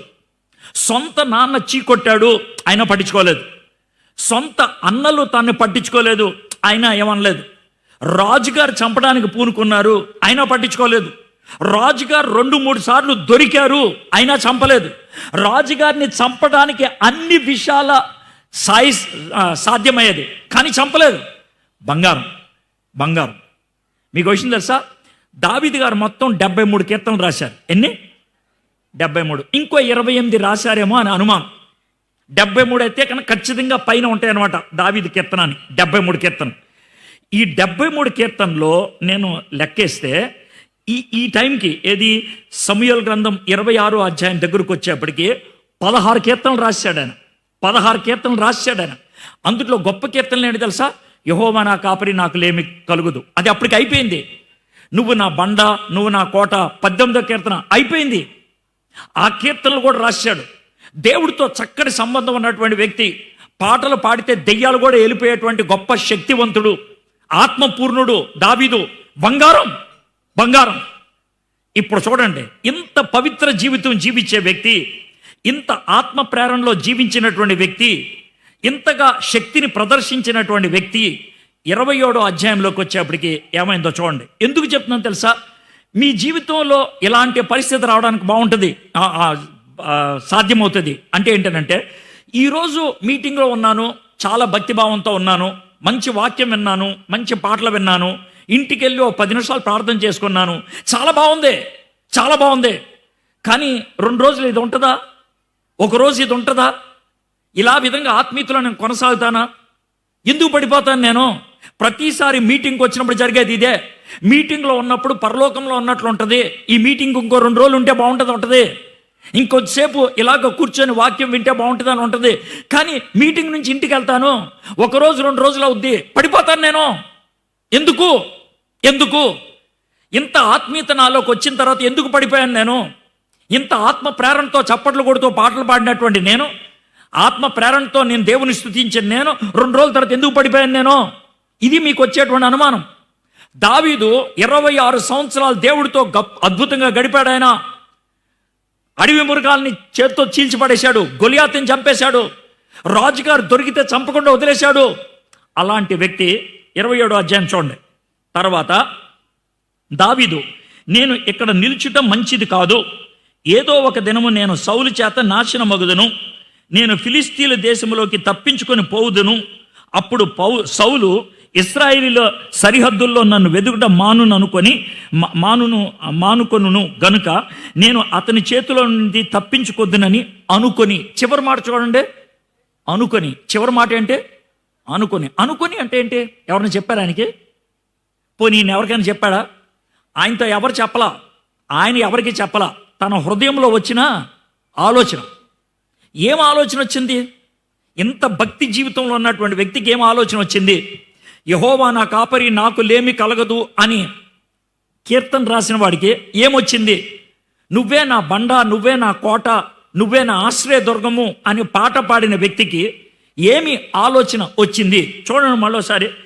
తర్వాత దావీదు, నేను ఇక్కడ నిలుచుట మంచిది కాదు, ఏదో ఒక దినమున నేను సౌలు చేత నాశనము. ఎవడు చెప్పాడు? ఈయనకి? ఎక్కడి నుంచి వచ్చింది ఈ ఆలోచన? ఎలా పుట్టుకొచ్చింది ఈ భయం? ఎందుకు వచ్చింది ఈ అపనమ్మకం? ఎందుకు వచ్చింది ఈ అవిశ్వాసం? ఈయననా యెహోవా నా కాపరి, నాకు లేమి కలుగుదు అనే కీర్తన రాసినటువంటి ఆయన? ఈయననా నువ్వే నా ఆశ్రయ దుర్గము అనేటువంటి కీర్తన రాసినటువంటి ఆయన? ఇది మనకు వచ్చేటువంటి ప్రశ్న. ఈయననా? గుర్తుపెట్టుకోండి, దావీదంతటి వాడికి ఇలాంటి అనుమానం వచ్చింది. దావీదంతటి వాడు జారిపోయాడు. మనం జారిపోవటం పెద్ద విషయం కాదు. అయితే జారిపోవచ్చు అని నేను చెప్పట్లా, జారిపోవటం పర్లేదు అని నేను చెప్పట్లా. ఎందుకు జారిపోయాడు దావీదు? దేవుడు ఎందుకని దావీదు జీవితాన్ని మనకు ఆ విధమైన వివరణ ఇచ్చాడు? మనం అలా జారిపోకూడదని, మనం జాగ్రత్త తీసుకోవాలని. మనం జాగ్రత్త తీసుకుంటే కనుక మనము దావీదులాగా జారిపోకుండా ఉండగలుగుతాం. ఎందుకు జారిపోయాడు? తనకి డౌట్ వచ్చింది, అనుమానం వచ్చింది, అవిశ్వాసం కలిగింది. ఎవరి మీద? దేవుడి మీద. దావీదు మామూలోడు కాదు. ఆయన గొలియాతుని చంపేశాడు. ఆయన మామూలోడు కాదు. అడవి మృగాల్ని చంపేశాడు. మామూలోడు కాదు. సౌలు దొరికితే వదిలేశాడు. అలాంటి వ్యక్తి భయపడిపోయాడు. నువ్వు అనొచ్చు, సార్ నా జీవితంలో దేవుడు చాలా అద్భుతాలు చేశాడు. కరెక్టే. నాకు దేవుడు చాలా వాగ్దానాలు ఇచ్చాడు. కరెక్టే. నేను కూడా గంటలు ప్రార్థన చేశా. కరెక్టే. దావీదు కూడా అలాంటోడే. కానీ ఎందుకు వచ్చింది అనుమానం? ఎందుకు వచ్చింది ఆ విధమైన ఆలోచన? చూడండి ఎలాంటిదో. ఇక్కడ నిల్చుట మంచిది కాదు, ఏదో ఒక దినమున నేను సౌలు చేత నాశనం అవుతానేమో అంటలా. ఖచ్చితంగా అయిపోతే నన్ను వాడు చంపేస్తాడు. మీలో ఎన్నిసార్లు ఈ మాట అనలేదు, ఇంకా నేను ఇంకా భరించలేను సార్, ఇంకా తట్టుకోలేను సార్, ఇక అయిపోయింది. మీరు అనేస్తారు ఆ మాట. ఎంతకాలం భరిస్తాం సార్? ఇది ఎంతకాలం ఓపిక పడతాం సార్? ఇక అయిపోయింది నా బతుకు. మీరే ఒక మాట రాసి పాడేస్తారు, అయిపోయిందిగా, ఆమేన్. అది ఇక్కడ జరిగిన విషయం. అని నన్ను లేపేస్తాడు, సౌలు నన్ను చంపేస్తాడు, అయిపోయింది. మీలో ఎంతమందికి ఇలాంటి భయాలు ఉంటాయో తెలుసా? అయిపోయింది సార్, ఇక అయిపోయింది నా బతుకో, అయిపోయింది. దావీదు అలాంటి మాటే అంటున్నాడు. ఇంకేమన్నాడు తెలుసా? నేను ఫిలిస్తీన్ల దేశంలోనికి తప్పించుకొని పోదును. ఫిలిస్తీన్లు ఎవరో? నెంబర్ 1 శత్రువులు. ఎవరికి? దావీదుకి. ఫిలిస్తీన్లలోంచే కదా గొలియాతు వచ్చింది. గొలియాతుని చూసినప్పుడే కదా దావీదు కోపం వచ్చింది. ఎవరైతే ఆయనకి శత్రువులో, సౌలు అంటే భయం వేసినప్పుడు ఎవరి దగ్గరికి వెళ్దాం అనుకున్నాడు? శత్రువుల దగ్గరికి వెళ్దాం అనుకుంటున్నాడు. గుర్తుపెట్టుకోండి, దేవుడితో కనెక్షన్ తెగిపోతే, దేవుడి మీద ఉండాల్సిన విశ్వాసం పోతే, దేవుని వాక్యం నీ హృదయంలో విశ్వాసాన్ని నిలబెట్టకపోతే నీలోకి భయం వస్తుంది. గుర్తుపెట్టుకోండి, దేవుని వాక్యం లేకపోతే అవిశ్వాసం వస్తే భయం వస్తే చేసే పని అనేది అసలు బుర్ర పని చేయదు. భయములో బుర్ర పని చేయదు. మీలో చాలామంది ఏమంటారు తెలుసా? భయం వేసింది, ఏం చేయాలో అర్థం కాలేదు, అలాగే వెళ్ళిపోయాను నేను. భయం వేసింది, ఎవరి దగ్గరికి వెళ్ళాలో తెలియదు, ఆడి దగ్గరికి వెళ్ళాను, మాట్లాడేశాను. భయం వేసింది, ఎక్కడికి వెళ్ళాలో తెలియలేదు, అందుకే ఈ పని చేశాను. భయంలో నువ్వు తీసుకునేటువంటి నిర్ణయాలు 100% రాంగ్ ఉంటాయి. భయం వేసింది మనోడికి. భయం వేసి ఎక్కడికి వెళ్ళిపోతాం అనుకున్నాడు తెలుసా? లాభం లేదు, ఫిలిస్తీన్ల దగ్గరికి వెళ్ళిపోతాను, వాళ్ళే నన్ను బాగా కాపాడతారు. మనలో చాలామంది భయం వేసి దేవుడితో కనెక్షన్ తెగిపోతే, విశ్వాసం కోల్పోతే, గుర్తుపెట్టుకోండి, పాత అలవాట్ల దగ్గరికి వెళ్తాం. పాత అలవాట్లు. తాగుబోతూ వదిలేసి వచ్చాడు, దేవునిలో ఎదుగుతున్నాడు. కొన్ని రోజులైన తర్వాత వాక్యం చదవడం మానేశాడు, బలహీనమైపోయింది, అవిశ్వాసం చోటు చేసింది. దాంతో మనసు పీకులాడుతూ మొదలుపెట్టింది. ఎక్కడికి వెళ్తాడు? మళ్ళీ తాగుడికి వెళ్తాడు. నీకు ఇదివరకు సెటప్ ఉంది, ఆ సెటప్ను వదిలేసావు, పవిత్రంగా జీవిస్తున్నావు. మనసు ఒకసారికి వచ్చేప్పటికి వాక్యాన్ని వదిలేసావు, అవిశ్వాసం వచ్చింది, మళ్ళీ వెళ్ళిపోతావు. మీలో చాలామంది ఇది వరకు ఏ పాపానికి బానిసలో, విశ్వాసము తక్కువైనప్పుడు, భయం మీలోకి వచ్చినప్పుడు, అనుమానం రేకెత్తినప్పుడు మీరు చేసిన పని మళ్ళీ అక్కడికి వెళ్ళటమే. దావీదు ఫిలిస్తీన్ల దగ్గరికి వెళ్ళిపోదాం అనుకున్నాడు. ఫిలిస్తీన్ల దగ్గరికి. శత్రువులు, నేను ఎవరి దగ్గరికి వెళ్తున్నాను ఏమి ఆలోచించట్లేదు. ఏమన్నాడు అప్పుడు సౌలు, ఇశ్రాయేలీయుల సరిహద్దుల్లో నన్ను వెదుకుట మానుకొనును గనుక నేను అతని చేతిలో నుండి తప్పించదును అనుకొని పారిపోయాడు, వెళ్ళిపోయాడు ఫిలిస్తీన్ల దగ్గరికి. ఎలా వెళ్ళాడు? ఆయన ఒక నిర్ణయం తీసుకున్నప్పుడు అది తప్పుడు నిర్ణయం అన్నప్పుడు ఆ తప్పుడు నిర్ణయం నెరవేర్చుకోవడానికి ఎన్ని అబద్ధాలైనా ఆడతారు, ఎన్ని తప్పుడు పనులైనా చేస్తారు. ఏం చేశాడు చూద్దాం. వెళ్ళాడు ఫిలిస్తీన్ల దగ్గరికి. దావీదు వెళ్తే ఫిలిస్తీన్లు ఒప్పుకుంటారా? చంపేస్తారు. అందుకే ఎలా వెళ్ళాడు సార్? ఎలా వెళ్ళాడు? అదేంటి సార్ అలాగే వెళ్ళాడు. ఇక్కడ నుంచి సొల్లు కార్చుకుంటే ఎలా వెళ్ళే ఆడ కూర్చున్నాడు. ఎలా కూర్చున్నాడు? ఏమైందిరా దావీదికి? సార్ దావీదికి పిచ్చెక్కింది. అవునా? పిచ్చోడు అయిపోయాడు సార్. అవునా? మనోడికి ఫిట్స్ వస్తున్నాయంట. అవునా? మనోడు చాతగాళ్ళలాగా పడిపోయాడు. అవునా? పిచ్చోళ్ళలాగా నటించాడు ఆయన. అక్కడ నటించాడు. ఎందుకు? జీవితాన్ని కాపాడుకోవడానికి. దేవుడి దగ్గర ఉంటే భద్రత రాజాలాగుండి అనుభవించాల్సిందే. పిచ్చోళ్ళలాగా దాన్ని అనుభవిస్తానికి అని ప్రయత్నం చేసి పిచ్చోళ్ళలాగా ఉన్నాడు. అక్కడ అకీషు అనే ఒక రాజు ఉన్నాడు, ఫిలిస్తీన్ రాజు. అతను చూసి ఏమైందిరా దావీదికి? సార్ పిచ్చోడు సార్. సరే వదిలేండి, అటు జోరికి వెళ్ళదు. కొన్ని రోజులు ఎంత పిచ్చి తగ్గింది సార్, దావీదు గారికి పిచ్చి తగ్గిందంట, రమ్మని చెప్పు. దావీదో చేతులు కట్టుకొని నుంచున్నాడు. ఏంటి సార్? దావీదో అస్సలు నిన్ను చంపేయాలా, కానీ నీకు పిచ్చిందని వదిలేశాను. నువ్వు పని చేయ, నాకు అక్కడ ఆ 2 వర్గాల వాళ్ళు కొట్టుకుంటున్నారు, వెళ్ళి దాన్ని సెటిల్ చేసుకొని రా అన్నాడు. దావీదు వెళ్ళి 2వ రోజు, రాజుగారు సెటిల్ చేసుకొచ్చాను. సభాష ఇటెళ్ళు, లేదో గొడవ పడతాను, సెటిల్ చేసా. అది కూడా సెటిల్ చేశాడు. ఇలాగ 4-5 గొడవలు సెటిల్ చేశాడు రాజు. దావీదు సెటిల్ చేస్తే ఇక చివరికి అకీషు ఏమంటాడంటే, దావీదు కూర్చో. సార్ పర్లేదు సార్. కూర్చోయా, రే ఇడికో పేట వేయండి, కూర్చున్నాడు. మరే నీకు నేను ఒక ఉద్యోగం ఖరారు చేశానా? అవునండి. చాలా వందనాలు సార్. ఏం ఉద్యోగం సార్? ఏం లేదు, నువ్వు చాలా నమ్మకస్తుడివి, నువ్వు చాలా ధైర్యం కలిగిన వాడివి, నువ్వు చాలా బలం కలిగిన వాడివి. ఓ పని చేయాలా? ఏం చెప్పండి. నువ్వు నాకు బాడీగార్డ్గా ఉండయా, నువ్వు నాకు బాడీగార్డ్గా. దావీదు ఒప్పేసుకున్నాడు. సార్ దాంట్లో తప్పేంటండి అని అంటారేమో. ఇది జరిగింది 27 ఏళ్ళప్పుడు. 10 ఏళ్ల క్రితం ఇదే దావీదు గొలియాత్తో అన్న మాట ఒకటి గుర్తుపెట్టుకుంటే, దావీదు ఎందుకు ఇలా మారిపోయాడు అంటారు. 10 ఏళ్ల క్రితం గొలియాత్తో దావీదు అన్న మాట అంటే, అరే సున్నతలేనోడా, నువ్వేంట్రా మా మీదకి వచ్చేది? నిన్ను చంపి నీ మాంసాన్ని ఆకాశ పక్షులకు వేస్తానన్నాడు. అంటే వాడి బాడీని, గొలియాతు బాడీని ముక్కలు చేసి ఆకాశ పక్షులకు భోజనం వేస్తానన్నాడు.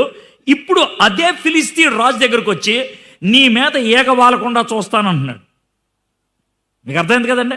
వాడినేమో ముక్కలు చేసి ఆకాశ పక్షులకి వేస్తానన్నా, ఈయన దగ్గరకు వచ్చి నీ మీద ఏగ వాలకుండా. దావీదు ఎందుకు ఇలా అయిపోయాడు? దావీదు ఎందుకు ఇలా మారిపోయాడు? దావీదు అలా అయిపోవడానికి కారణం ఏంటి? ఒకే ఒక కారణం. కీర్తనలు రాసినటువంటి దావీదు, దేవునితో సహవాసాన్ని అనుభవించినటువంటి దావీదు దేవుడిని మర్చిపోయాడు, దేవుడికి దూరం అయిపోయాడు. వాక్యం చదవటం ఆగిపోతే, మళ్ళీ చెప్తున్నాను, వాక్యం చదవటం ఆగిపోతే, భోజనం చేయకపోతే శారీరకంగా నీరసం ఎలా వస్తుందో, వాక్యం చదవకపోతే విశ్వాసానికి బలహీనత వస్తుంది. విశ్వాసం రావాలంటే వాక్యం మీరు ధ్యానం చేయాలి, మీరు చదవాలి. వాక్యం చదవకపోతే విశ్వాసం రాదు. విశ్వాసం లేకపోతే పడిపోతావు. సార్ ఇంత పొడుగు ఇంత దూరం ప్రయాణం చేశాను కదా, నేను పడిపోతానా అని అంటే, 20 ఏళ్ళు భోజనం చేశాను కదా అని 2 ఏళ్ళు అన్నం తింటాం మానేస్తే చెప్పు. సార్ 4 రోజులు అన్నం తిన్నాను సార్, ఓ వారం మానేస్తాను సార్ అంటే ఎలా ఉంటుంది? పోతావు. నీ కడుపుకి రోజు ఆహారం ఎలా అవసరమో, నీ హృదయానికి వాక్యం అలా అవసరం. వాక్యం లేకపోతే ఇది పరిస్థితి. ఇది 27వ అధ్యాయం అండి. ఇప్పుడు 30వ అధ్యాయంకి వచ్చేద్దాం. 30వ అధ్యాయం 29వ అధ్యాయానికి వద్దాం. జరిగింది ఏంటంటే, ఫిలిస్తీన్ రాజులు 5, మొత్తం 5 రాజులు. ఈ 5 రాజులు కలిసి ఒక గుంపుగా వాళ్ళు తయారై సౌలు మీద యుద్ధానికి వెళ్తున్నారు. 5 రాజులు, 5 రాజ్యాలు కలిసి సౌలు మీద యుద్ధానికి వెళ్తున్నారు. అకీష్కు బాడీగార్డ్ ఎవరు? దావీదు. సో దావీదు కూడా వెనకాల వస్తున్నాడు. ఈ 5 రాజులు నడుచుకుంటూ వెళ్తారు కదా. ఈ 5 రాజుల్లో ఒక రాజు ఎవరు? అకీష్. అకీష్ పక్కన ఇంకో రాజు ఉండే, ఏమంటే అకీష్ గారు అన్నాడు. ఏంటని? సార్ ఆడెవడు సార్ వెనకాల వస్తుంది? ఆడెవడు వెనకాల వస్తుంది? ఆడ మనోడే. ఎవడు సార్ ఆడు? మనోడే అన్నాడు. ఎవడాడు? దావీదయ్యా. దావీదు తెలీదా? సార్ వాడే కదా సార్ మన మీద యుద్ధానికి వచ్చింది. అవును. ఏమైందంటే ఇప్పుడు సార్ ఆడికిను ఈ సౌలుకి ఏదో గొడవ వచ్చిందంట సార్. వాడు ఏమన్నాడంటే, సార్ మీరు అనుమతిస్తే నేను మీ వెనకాల వచ్చేసి ఆయన్ని చంపేసి మిమ్మల్ని నేను కాపాడతాను సార్ అని అన్నాడు. అందుకే రమ్మన్నానంటే జాగ్రత్త వినండి. ఆ పక్కనున్నవాడు ఏమంటాడు? ఏయ్ ఆడినింది నమ్మేవరా? అని నమ్మొద్దు. ఎందుకు నమ్మొద్దంటే వాడు ఎలాంటోడు చెప్పంటావా? దావీదు ఎలాంటాడు తెలుసా? నేను నీకు సహాయం చేస్తాను అని వెనక నుంచి వచ్చి, అర్థమైందా, మనల్ని చంపేసి మన తలకాయ తీసుకెళ్ళి సౌలుకిచ్చి, రాజా నువ్వంటే నాకు ఎంత ఇష్టమో చూడు, వెనక నుంచి వాళ్ళని వేసేసి వాళ్ళ తలకాయలు తీసుకొచ్చాను అంటాడు. పంపించేవాడే, పంపించేయి అనేటప్పటికి అకీష్కి ఏం చేయాలో అర్థం కాక వెళ్ళాడు. వెళ్ళి చూడండి 7వ వచనం, 30వ అధ్యాయం 29వ అధ్యాయం 7వ వచనం. ఫిలిస్తీన్ల సర్దార్ల దృష్టికి నీవు ప్రతికూలమైన దాన్ని చేయునట్లు నీవు తిరిగి నీ స్థలమునకు సుఖముగా వెళ్ళమని చెప్పగా, వెళ్ళిపో బాబు అన్నాడు. దావీదు ఏమని చెప్పాడంటే, దావీదు 8వ వచనం, నేనేమి చేసి తిని నా ఏలిన వాడగు. ఎవరితో అన్నాడు ఈ మాట? అకీష్తో ఏమంటున్నాడు? నా ఏలినవాడు. ఎంత ఘోరం అండి! ఇదే నోటితో నా ఏలినవాడని ఎవరిని పిలిచాడు?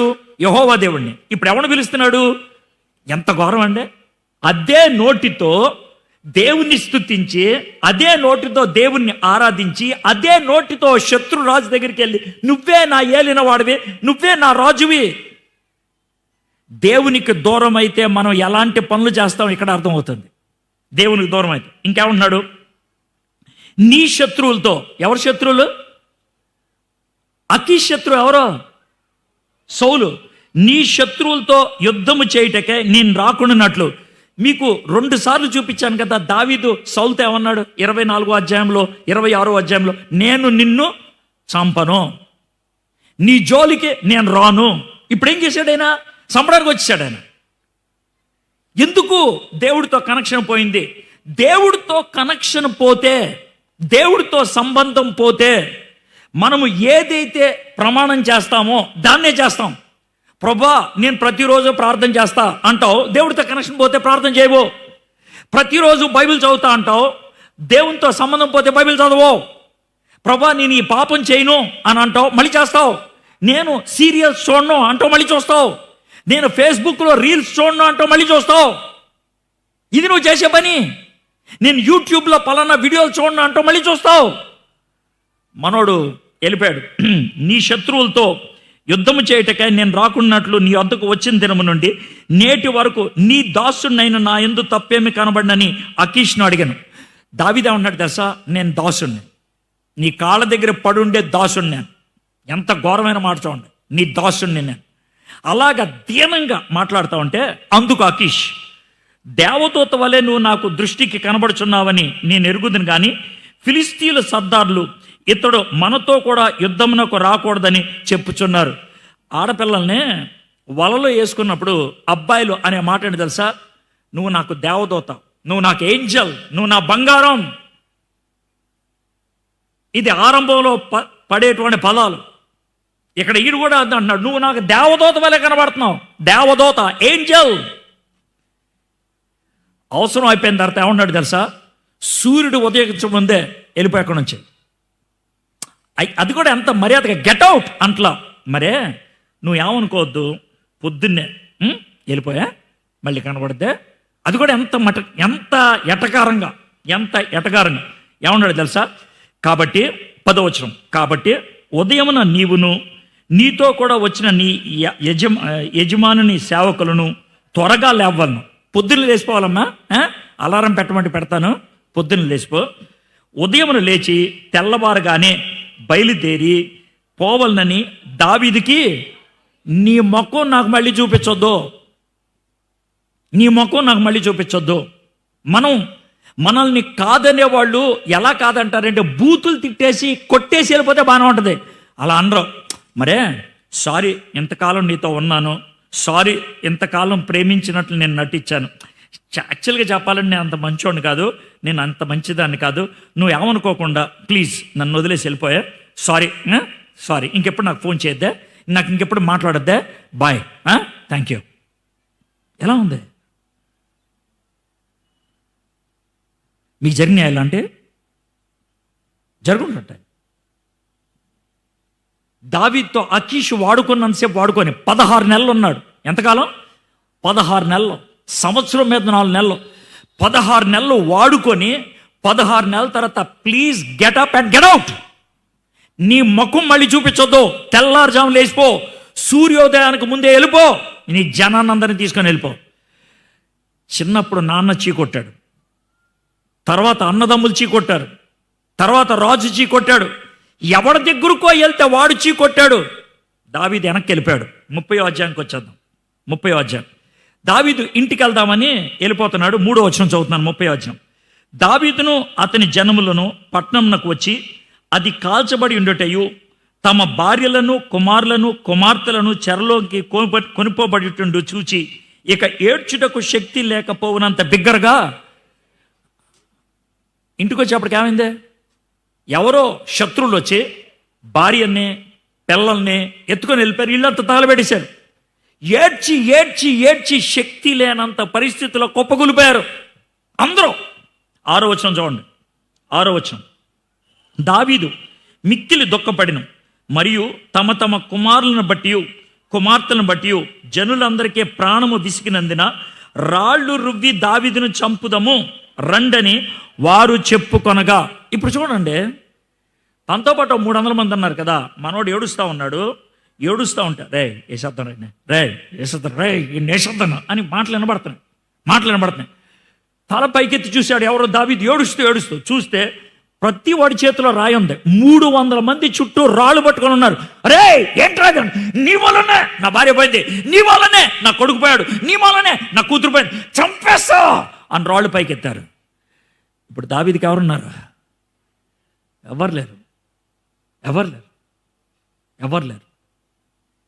చిన్నప్పుడు నాన్న కాదన్నాడు, అన్నదమ్ములు కాదన్నారు, రాజు కాదన్నారు, ఎవడో పరాయి రాజు దగ్గరికి వెళ్తే వాడు కాదన్నాడు.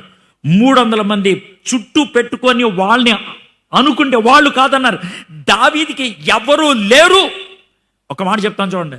ఇక్కడ కూర్చున్నటువంటి మీలో కొంతమంది ఒకవేళ మీతో వ్యక్తిగతంగా మాట్లాడితే మీలో చాలామంది చెప్పే మాట ఏంటి తెలుసా? సార్, బయటికి నేను కనబడే అంత ఆనందంగా లేను సార్, నా అసలైన బాధలు చెప్పుకోవడానికి నాకు ఎవరూ లేరు, నా హృదయంలో ఉన్నటువంటి బాధను పంచుకోవడానికి ఎవరు లేరు, నేను ఒక్కడనే. ఒకవేళ అలాంటి ఒంటరితనం ఉన్నట్లయితే నేను చెప్పే మాట వినండి, మీకు బాధ కలుగుద్ది. కానీ వినండి, మిమ్మల్ని ఆ ఒంటరితనంలోకి తోసింది, మీకు ఆ ఒంటరితనం కలిగేటట్లు చేసింది ఎవరో తెలుసా? దేవుడే. అదేంటి సార్? అవును, దేవుడే చేశాడు. అదేంటి సార్?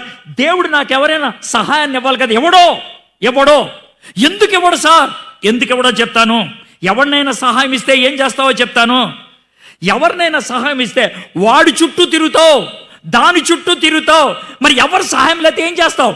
ఎవరు సహాయం లేకపోతే దేవుడి కోరిక ఏంటంటే అప్పుడైనా దేవుడి దగ్గరికి రావాలని. అప్పుడైనా దావీదు చూడండి ఏం జరిగిందో చూద్దాం. రాళ్ళు రువ్వి చంపుదాం రండని వారు చెప్పుకొనగా దావీదు తన దేవుడైన యెహోవాను బట్టి, అదండి విషయం. అప్పుడు ఎవ్వరు లేకపోతే దేవా అని అన్నాడు ఆయన. అప్పుడు నాకు మీకు అర్థం అవడానికి చెప్తానే, ఇది మీకు సులభంగా అర్థం అవుద్ది అనుకుంటున్నాను. ఇది స్మార్ట్ ఫోన్, అంటే చేత్తో నొక్కితే పని జరిగేటువంటి ఫోన్ ఇది. ఓకే, ఈ ఫోన్ కొన్నప్పుడు మొదట్లో దీంట్లో మన సిమ్ పెట్టుకొని అన్నీ చేస్తాం కదా. చేసినప్పుడు సెట్టింగ్స్ అనేవి ఉంటాయి కదా. ఆ సెట్టింగ్స్లో అతను చెప్పింది ఏంటనంటే, నీ ముఖాన్ని బట్టి నీ ఫేస్ని బట్టి ఇది తెలుసుకుంటుంది, అది సెటప్ చేయనా అని అన్నారు. ఓకే అన్నాను. అనంటే మనం ఫోన్ ముందుండి ఇలా ఇలా ఇలా అనాలి అనంటే మన ముఖం అంతటిని కూడా తీసుకుంటుంది. అది తీసుకొని అయిపోయింది అంటది. అయిపోయింది అన్న చెప్పిన తర్వాత ఈ ఫోన్ ఎప్పుడు తెరుచుకుంటుంది తెలుసా? ఈ ఫోన్ ఎప్పుడు పనిచేస్తుందో తెలుసా? నేను చూపిస్తేనే పనిచేస్తుంది, లేదా పనిచేయదు. నా భార్య చూస్తే పనిచేయదు, నా కూతుర్లు చూస్తే పనిచేయదు, మా పాస్టర్ గారు చూస్తే పనిచేయదు, 100 మంది ప్రార్థన చేసి చూస్తే పనిచేయదు. నేను చూస్తే పనిచేస్తుంది. నేను చూస్తే ఇంకెవరికి పనిచేయదు. అది నేను చూస్తే సిస్టమ్ ఓపెన్ అవుతుంది, అప్పుడు పని జరుగుద్ది. ఇది మనకి ఆధునిక టెక్నాలజీ ద్వారా చేసిన పని ఈ మధ్యన. కానీ మీకు క్వశ్చన్ తెలుసా? మన దేవుడు అంతకంటే గొప్పోడు. నువ్వు మారు మనసు పొందంగానే నీ ఫేస్ని ఆయన ఫోటో తీసుకున్నాడు. నీ ఫేస్ని ఆయన ఫోటో తీసుకున్నాడు. ఏమంటాడు తెలుసా? నువ్వు నీ ఫేస్ చూపించు, నేను పని మొదలు పెడతా. నువ్వు నీ ఫేస్ చూపించి నేను పని మొదలు పెడతా. నువ్వేమో ఫేస్ చూపించడానికి ఇష్టపడవు. ఒకవేళ బాధల్లో ఉన్నప్పుడు దేవుడికి ప్రార్థన చేయంటే మీరు నేను చేయను సార్, నువ్వు చేయండి, మీరు చేయండి. మీరు చేస్తే దేవుడు అంటాడు కదా. గుర్తుపెట్టుకోండి, నేను ప్రార్థన చేస్తే దేవుడు అంటాడు. కానీ నువ్వు చేస్తేనే వినగలిగే పాటలు కొన్ని ఉన్నాయి. నువ్వు చూడాలి, నువ్వు చూస్తేనే పని అవుతే. అయితే నేను ఇలా చూడంగానే వెంటనే తెలుసుకుంటుంది. ఇది వెంటనే ఎక్కువ టైం పట్టదు, మహా అయితే 1/2 సెకండ్ పట్టుద్ది అది తెలుసుకోవడానికి. 16 నెలలు దేవుడికి దూరంగా ఉన్నాడు దావీదు. 16 నెలలు దేవుడు వైపు చూడంగానే దేవుడు వెంటనే దావీదు వైపు చూశాడు. వెంటనే ఏమాత్రం ఆలస్యం చేయలేదు. నువ్వు 16 నెలలు నాకు దూరంగా ఉన్నావు, నేను 16 రోజుల తర్వాత చూస్తాను అనలేదు ఆయన. 16 నిమిషాల తర్వాత చూస్తాను అనలేదు, 16 సెకండ్ల తర్వాత చూస్తాను అనలేదు. వెంటనే. ఎంత గొప్ప దేవుడు అండి! నువ్వు పడిపోయి ఎంత దూరం వెళ్ళావో నాకు తెలీదు, ఎంత కాలమైందో నాకు తెలీదు. ఈరోజు ఈ మాటలు చెప్తున్నప్పుడు సార్ నా పరిస్థితి కూడా అదే అని అనుకుంటే నేను చెప్పే మాట ఒక్కటే, ఏంటి తెలుసా? నేను ప్రార్థన చేయను, ఇక్కడ ఎవరో ప్రార్థన చేయరు. నువ్వు దేవుని వైపు చూడు, దేవుడు నీ జీవితంలో పనిచేస్తాడు. ఇప్పుడు మీకు అర్థమైందా? నువ్వు చూస్తేనే పని అవుద్ది. నువ్వు చూస్తేనే. దావీదు దేవుని వైపు చూసి ధైర్యం తెచ్చుకుంటే ఏమైందో చూడండి. 7వ వచనం. పిమ్మట దావీదు ఏఫోదు తెమ్మని యాజకుడగు అహీమెలకు కుమారుడైన అబ్యాతారుతో చెప్పగా, అబ్యాతారు ఏఫోదు దావీదు వద్దకు తీసుకొని వచ్చెను. నేను ఈ దండును తరిమిన ఎడల దాని కలుసుకొందునా అని యెహోవా యొద్ద దావీదు విచారణ చేయగా, యెహోవా తరుము, నిశ్చయముగా నీవు వారిని కలుసుకొని తప్పక నీ వారందరినీ దక్కించుకుందువని సెలవిచ్చెను. దావీదు దేవుడితో కనెక్షన్ రాగానే చేసిన మొట్టమొదటి పని ఏంటి తెలుసా? దేవా నన్ను వెళ్ళమంటావా? దేవుడి చిత్తాన్ని అడగడం మొదలుపెట్టాడు. దేవుడు మనస్సేంటో తెలుసుకోవడం మొదలుపెట్టాడు. ఇప్పుడు దాకా తనకిష్టం వచ్చింది చేశాడు. ఇప్పుడు ఎవరి ఇష్టాన్ని అడుగుతున్నాడు? దేవుడి ఇష్టాన్ని. నన్ను చేయమంటావా? దేవుడు ఏమన్నాడు తెలుసా? ఎల్లు, నీ భార్య నీ పిల్లలు దొరుకుతారని. దేవుడు సహాయం చేయడం మొదలు పెడితే ఎంత విచిత్రంగా ఉంటుంది అంటానికి రుజువు ఏంటి తెలుసా? దావీదు వెళ్తా ఉన్నాడండి, ఎక్కడికి వెళ్ళాడు తెలీదు, వాళ్ళ భార్యని ఎవరు తీసుకెళ్లాడు తెలీదు, ఎక్కడికి వెళ్ళాడు తెలీదు. వెళ్తా ఉంటే ఒక సైనికుడు దెబ్బలు తగిలి పడిపోయి ఉన్నాడు. దావీదు అంటాడు, వాడికి కొంచెం నీళ్ళు ఇవ్వండిరా అని. నీళ్ళు ఇచ్చి వాడికి కట్లు గిట్లు కడతా ఉండి అడిగారు, బాబు నువ్వు ఎవడవే అని. సార్ నేను అమాలేకండి సార్. ఎందుకు ఇక్కడ పడిపోయి ఉన్నా సార్? ఇగో మా వాళ్ళంతా ఈ ఊరిని తగలబెడతానికి వచ్చారు అని అంటే, అవునా, అది మా ఊరే. అయ్యో సారీ సార్, ఏం పర్లేదులే. మరి మా భార్యల్ని పిల్లల్ని వాళ్ళు ఎక్కడికి తీసుకెళ్లారు తెలుసా?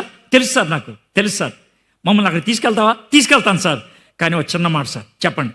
నన్ను మీరు చంపనరా, నన్ను వాళ్ళకి అప్పచెప్పవరా. మీరు ఆ 2 మీరు ఒప్పుకుంటే కదా తీసుకెళ్తానని ఇతను తీసుకెళ్ళిపోయాడు దావీదును. ఇగో సార్ ఇక్కడ ఉన్నారు చూడండి. దావీదు వాళ్ళ మీద యుద్ధం చేసి గెలిచి 18వ వచనం చూడండి. 18వ వచనం. ఈలాగున దావీదు అమాలేకులు దోచుకొని పోయిన దాన్ని అంతటినీ మొత్తం అంతా వచ్చింది వెనక్కి, మొత్తం వెనక్కి తెచ్చేసుకున్నాడు. పోయిందంతా మళ్ళీ వచ్చేసింది వెనక్కి. ఎప్పుడు?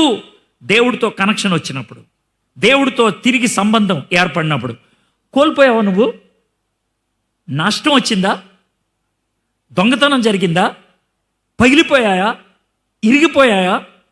ఏమైనా సరే దేవుని దగ్గరికి తిరిగి వస్తే, దేవుడితో సంబంధం ఏర్పరచుకుంటే దేవుడు మనతో మాట్లాడుతూ మొదలు పెడతాడు. దేవుడు మనతో సహవాసం చేయడం మొదలు పెడతాడు. దేవుడు తన మనస్సుని మనకు అప్పగిస్తాడు, చెప్తాడు.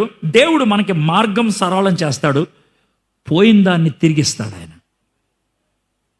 అయితే అది ఎప్పుడు జరుగుద్ది? తిరిగి మనం దేవునితో సంబంధం ఏర్పడితే. తిరిగి మన దేవునితో సంబంధం ఏర్పడినాడు. ఈ మధ్యాహ్నం దావీదు గురించి కథలాగా చెప్పాను. చిన్నప్పటి నుంచి తనకి 28, 29 వయసు వచ్చాడు దాకా దావీదు ఏం చేశాడో మీకు చెప్పాను. దావీదు ఎలా వ్యవహరించాడో మీకు చెప్పాను. ఎలాగ పడిపోయాడో మీకు చూపించాను. తిరిగి దేవుడు ఎలాగ తన వైపు తిప్పుకున్నాడో మీకు చూపించాను. మీ జీవితంలో ఈ వాక్యం అంతా వింటున్నప్పుడు, సార్ నా పరిస్థితి అదే, ఈ విషయాల్లో నేను దావీదు లాంటి దాన్ని, దావీదు వంటి వాణ్ణి అని చెప్తారా? దావీదు ఏ విధంగా వెనక్కి తిరిగి దేవుడి వైపు చూశాడో మీరు కూడా దేవుని వైపు చూడటానికి ఇష్టపడుతున్నారా? అయ్యా నేను దేవుని వైపు తిరిగి చూస్తా. పెద్ద ఉద్రేకం మనకేం అవసరంలా, చప్పట్లు కొట్టి ఊగిపోయి చేయాల్సింది ఏమీ లేదు. అది తప్పని నేను అంటలేదు. ఇప్పుడు అది అవసరంలా. ఇప్పుడు మనకు కావాల్సింది ఒకటే, పశ్చాత్తాపడటం, ప్రభు దగ్గర తప్పు ఒప్పుకోవటం, ప్రభు వైపు చూడటం. ఇవి చేయటానికి మీకు ఇష్టమేనా? తలంచండి, కళ్ళు మూసుకోండి, మౌనంగా 1 నిమిషం పాటు మౌనంగా ఉందాం. ఏమి మాట్లాడద్దు, స్తోత్రం హల్లెలూయా అని చెప్పొద్దు, ఏం చెప్పొద్దు. దావీదు జీవితాన్ని మీరు విన్నారు కదా. దావీదుని చిన్నప్పుడు ఎవరు మెచ్చుకోలేదంట. నువ్వు చాలా మంచి పనులు చేస్తుంటావు, ఎవరు నిన్ను మెచ్చుకోలేదేమో. దావీదుని చిన్నప్పుడు వాళ్ళ నాన్న గుర్తించలేదు, మీ ఇంట్లో వాళ్ళు కూడా నిన్ను గుర్తించలేదేమో. దావీదుని తోబుట్టులు చీకొట్టారు, నీకు నీ తోబుట్టులతో గొడవ ఉందేమో. రాజుగారు దావీదుని చంపేద్దాం అనుకున్నాడు. అదేవిధంగా నీ చుట్టూ ఉన్నటువంటి అధికారంలో ఉన్నవాళ్ళు నిన్ను తొక్కేద్దామని, ఎదకనివ్వకుండా చేయాలని అనుకుంటున్నారేమో. దావీదు దేవునితో చక్కగా గడిపాడు. నువ్వు కూడా అలాగే గడుపుతున్నావేమో. విసిగిపోయి ఓపిక నశించి దేవుని వాక్యం చదవటం మానేసావేమో, ప్రార్థన చేయటం మానేసావేమో. దాంతో తప్పుడు ఆలోచనలు వచ్చాయేమో, నిరాశ వచ్చిందేమో, అనుమానం వచ్చిందేమో, దేవుడికి దూరం అయిపోయామో. ఇప్పుడు మళ్ళీ ఒంటరితనంలోకి వెళ్ళిపోయామో. ఎవరు లేరేమో, నీకు ఎవరు లేరేమో. బతకాలని నీ కోరిక లేదేమో, చచ్చిపోవాలనిపిస్తుందేమో. ఒక్క చిన్న పని చేస్తావా? దేవుని వైపు తిరిగి చూస్తావా? ఇప్పుడు దేవుని వైపు తిరిగి చూస్తావా? అయ్యా అయ్యా నన్ను క్షమించు, నన్ను క్షమించు, ఆ మాట చెప్తావా? దావీదు దేవుని వైపు చూశాడు, బలం తెచ్చుకున్నాడు. దేవుడు వెంటనే దావీదుతో మాట్లాడుతూ మొదలుపెట్టాడు. ప్రభువా నాకు ధైర్యం ఇవ్వు, నాకు ధైర్యం ఇవ్వు, నాకు విశ్వాసం ఇవ్వు, నాకు విశ్వాసం ఇవ్వు. నీ వాక్యం ద్వారా నాకు విశ్వాసం కావాలి, నీ సన్నిధి ద్వారా నాకు ధైర్యం కావాలి. ఇప్పుడే ప్రభువా అడుగుదాం మనం. ప్రభువా నాకు విశ్వాసం, ధైర్యం ఇవ్వండి ప్రభువా. పడిపోయిన నన్ను నిలబెట్టండి ప్రభువా, పడిపోయిన నన్ను నిలబెట్టండి ప్రభువా. జారిపోయిన నన్ను స్థిరపరచండి ప్రభువా, స్థిరపరచండి ప్రభువా. నేను అనుమతిస్తేనే నువ్వు స్థిరపరిచేది, నేను అంగీకరిస్తేనే నన్ను నిలబెట్టేది. ప్రభువా నీకు అనుమతిస్తున్నా, నేను అంగీకారాన్ని చెప్తున్నాను ప్రభువా, నన్ను నిలబెట్టండి. పడిపోయాను నేను, జారిపోయాను నేను, నన్ను నిలబెట్టండి ప్రభువా, నిలబెట్టండి. అడుగుదామా? దేవుణ్ణి అడుగుదాం, మనకు సహాయం చేస్తాడు. చిన్న ప్రార్థన చేసి నేను ముగిస్తాను. నాకు తెలుసు ఇది కొంచెం కఠినమైన పని, కానీ ఒక చిన్న మాట. అదేవిధంగా తలంచి కళ్ళు మూసుకున్నప్పుడు నేను పడిపోయాను. ఈరోజు దేవుడు నాతో మాట్లాడాడు. దేవుడి వైపు తిరిగి చూస్తానికి ఇష్టపడుతున్నాను నేను. తిరిగి నిలబెట్టమని దేవుడిని అడుగుతున్నాను నేను. తిరిగి నిలబెట్టమని నేను దేవుడిని అడుగుతున్నాను. ఒకవేళ అలాంటి ఖచ్చితమైన ప్రార్థన మీలో ఎవరన్నా చేస్తున్నట్లయితే మీ కుడి చేయి పైకెత్తి చూపించండి, నేను మీ గురించి ప్రార్థన చేస్తాను. అయ్యా పడిపోయాను నేను, నన్ను నిలబెట్టండి. పడిపోయాను నేను, నన్ను నిలబెట్టండి. సిగ్గుపడద్దు. దావీదు అంతటి వాడు పడిపోయాడు. ఆయన గురించి బైబిల్లో రాశారు, మనందరం చదువుకుంటున్నాం. ఈరోజు దేవునికి హృదయానుసారుడానికి బిరుదుంది. ప్రభా నేను జారిపోయాను ప్రభా, నన్ను నిలబెట్టండి, నన్ను క్షమించండి ప్రభా, నన్ను నిలబెట్టండి. చేతులు ఎత్తిన వాళ్ళు దించేయండి. మీకు ఇష్టమైతే చేతులు ఎత్తిన వాళ్ళు మాత్రమే ఉన్న చోట లేచి నిలబడి తలంచుకొని కళ్ళు మూసుకుంటారా? చిన్న ప్రార్థన చేసి నేను ముగిస్తాను. నేను ఒక్క నిమిషం టైం ఇస్తాను. మీకు ఇష్టమైతే ఎవరైతే చేతులు ఎత్తారో వాళ్ళు మాత్రమే ఉన్న చోట లేచి నిలబడి తలంచి కళ్ళు మూసుకోండి. కూర్చున్న వాళ్ళు, మోకరించిన వాళ్ళు మీరు కళ్ళు తెరిచి చూడాల్సిన అవసరం లేదు. దేవుడు మీతో మాట్లాడితే, మీ జీవితంలో అలాంటి మార్పు కావాలని మీకు ఆశ ఉంటే మీరు ఒక నిర్ణయం తీసుకోండి. నా దేవా, నా ప్రభువా, ఎవరైతే లేచి నిలబడ్డారో, కొంతమంది సిగ్గుపడి లేచి నిలబడటానికి భయపడ్డారు, చేతులెత్తి చూపించారు ప్రభా. ప్రతి ఒక్కరు హృదయాన్ని చూసేటువంటి దేవుడు తండ్రి. నాయన, జారిపోయాను, దూరమయ్యాను, నన్ను క్షమించు, నీ వైపు తిరుగుతున్నాను అని వీళ్ళు అడుగుతుండగా ప్రభా, మీ కార్యం జరిగించమని అడుగుచున్నాను. స్థిరపరచండి ప్రభా జీవితాన్ని. నీ వాక్యాన్ని ఎప్పటికీ మర్చిపోకున్నట్లు ఒక నిర్ణయం తీసుకోవడానికి సహాయం చేయండి. ప్రార్థన, వాక్యము, సహవాసం వీరి జీవితంలో ప్రభా స్థిరపరచగలిగినట్లు సహాయం చేయండి. ఈ మంచి సమయాన్ని మాకు ఇచ్చినందుకు వందనాలు చెల్లిస్తూ యేసు నామములో ప్రార్థన చేయుచున్నాను తండ్రి. ఆమేన్. దయచేసి కూర్చోండి.